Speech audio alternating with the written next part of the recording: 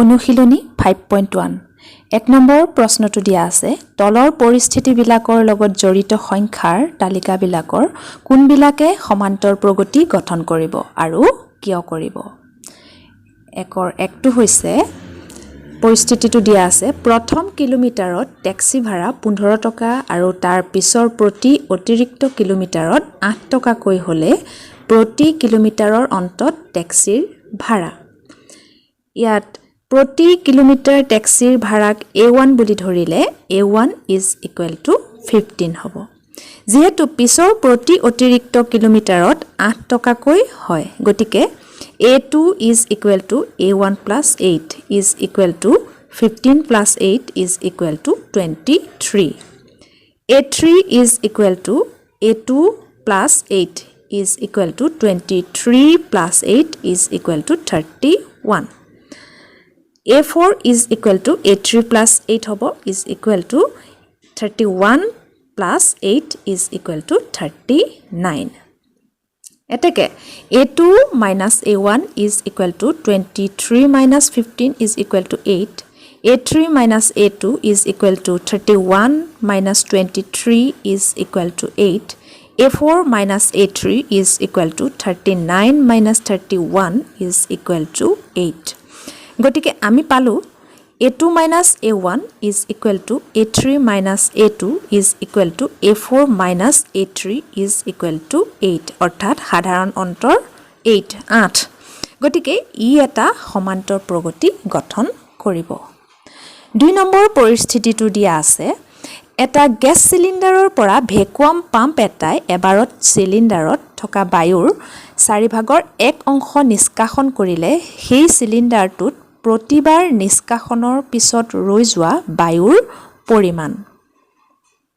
ইয়াৰ সমাধানটো হ'ব এনে ধৰণৰ আমি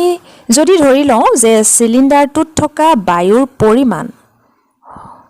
বায়ুৰ আয়তন হৈছে v ধৰি লৈছো গতিকে প্ৰথমবাৰত নিষ্কাশন কৰা বায়ুৰ পৰিমাণ হ'ব যেহেতু প্ৰথমবাৰত সিলিন্ডাৰত থকা বায়ুৰ প্ৰতিবাৰতে 4/1 অংশ নিষ্কাশন কৰা হয় গতিকে প্ৰথমবাৰত নিষ্কাশন কৰা বায়ুৰ পৰিমাণ হ'ব v into 1/4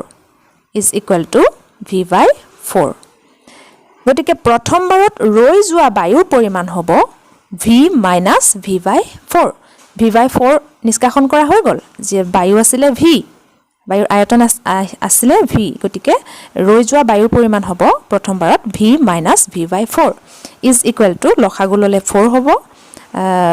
4v minus v is equal to 4v minus v is equal to thrice v by 4 is equal to 3/4v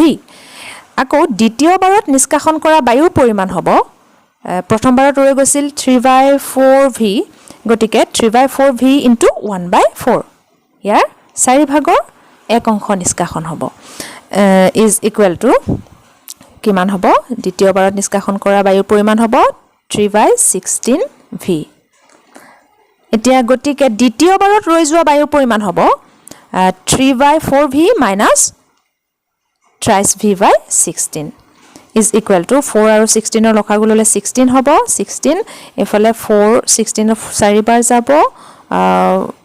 3 4 12 12v minus thrice v is equal to 9v/16 বা 3/4 square v গতিকে আয়তন সমূহ আমি পাম v thrice v/4 3/4 square v এনেদৰে অৰ্থাৎ a1 is equal to b বুলি যদি ধৰো a2 is equal to হ'ব thrice v/4 a3 is equal to 3/4 square v এতেকে a2 minus a1 is equal to thrice v/4 minus v is equal to লসাগু ললে 4 হ'ব thrice v minus 4 is equal to thrice v minus 4v minus v by 4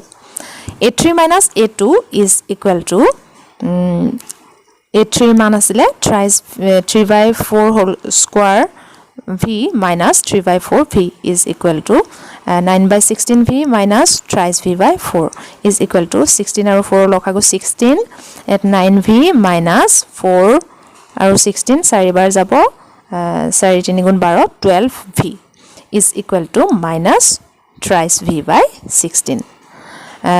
গতিকে আমি দেখিলো যে a2 minus a1 is not equal to a3 minus a2 গতিকে ই এটা সমান্তৰ প্ৰগতি গঠন নকৰে আমি এতিয়া 2 নম্বৰ প্ৰশ্নটো লৈ যাম 5.1 ৰ দিয়া আছে যদি প্ৰথম পদ a আৰু সাধাৰণ অন্তৰ d তলত দিয়া ধৰণৰ তেন্তে প্ৰতিটো a পিৰে প্ৰথম 4টা পদ লিখা ইয়াত 2 ৰ 1 নম্বৰটো আমাক প্ৰথম পদটো দিয়া আছে a is equal to 10 সাধাৰণ অন্তৰ d is equal to 10 দিয়া আছে যেহেতু প্ৰথম পদ a is equal to 10 গতিকে দ্বিতীয় পদ হ'ব a plus d is equal to 10 plus 10 is equal to 20 তৃতীয় পদ হ'ব দ্বিতীয় পদ যোগ d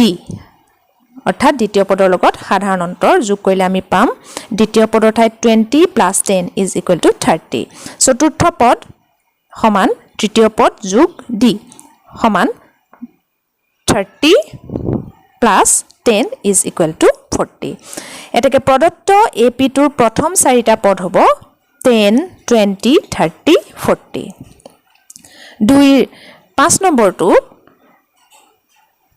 প্ৰথম পদ দিয়া আছে -1.25 আৰু সাধাৰণ অন্তৰ দিয়া আছে -0.25 ইয়াত প্ৰথম পদ যেহেতু a is equal to -1.25 গতিকে দ্বিতীয় পদ হ'ব প্ৰথম পদ যোগ d প্ৰথম পদৰ ঠাইত -1.25 প্লাস সাধাৰণ অন্তৰ -0.25 plus -0.25 is equal to -1.50 তৃতীয় পদ হ'ব দ্বিতীয় পদ যোগ d সমান -1.50 plus -0.25 is equal to -1.75 চতুৰ্থ পদটো হ'ব তৃতীয় পদ যোগ d is equal to -1.75 তৃতীয় পদৰ ঠাইত প্লাস -0.25 is equal to